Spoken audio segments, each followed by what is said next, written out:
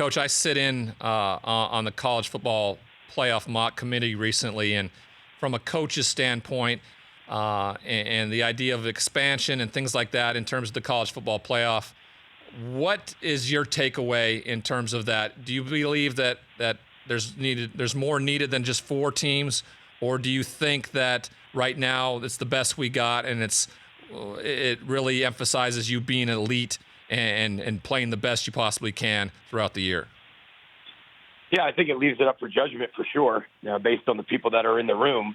I think change is inevitable. I think somehow, some way, college football, it's what makes college football so exciting is the evolution of our game. I think that, like I said, change is inevitable. At some point, it will probably expand.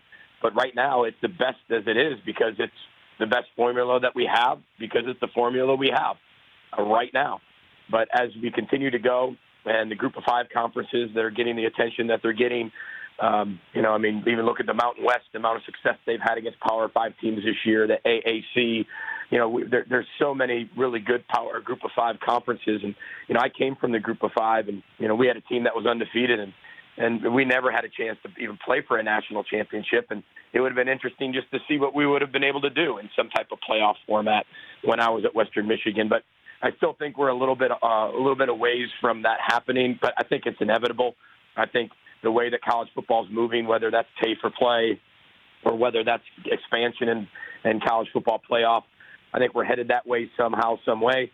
But as long as it's good for the student athletes, I support it.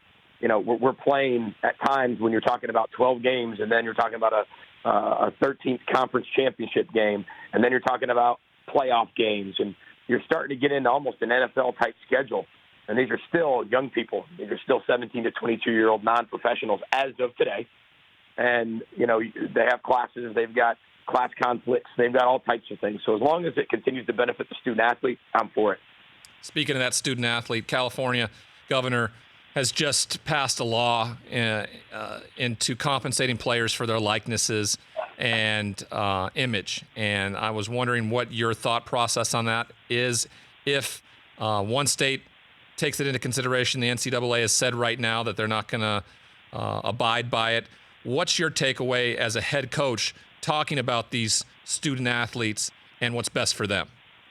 I'm all for the experience of a student athlete, and I'm all for the evolution of the college football experience, whatever that looks like, however that happens. I know at the University of Minnesota, what we're going to do is, one, we're always going to provide an elite experience for our student athletes on and off the field. That is the main focus of Mark Coyle, our president, Gable, our athletic director, Mark Coyle, and everybody else. That is the main focus of our football team, to provide that elite experience no matter what. And then what we'll do is we'll lean on the Big Ten, the NCAA, and be right along with their guidance of this whole situation, because there's so many aspects that come into, when you're talking about the pay for play that people need to be able to look at. You're talking about a professionalism. You're talking about, the amateurism. You're talking about Title IX. You're talking about all these aspects of it that, if we're going to go down that route and we're going to go down it, there's a lot of other things that have to happen for that to happen as well.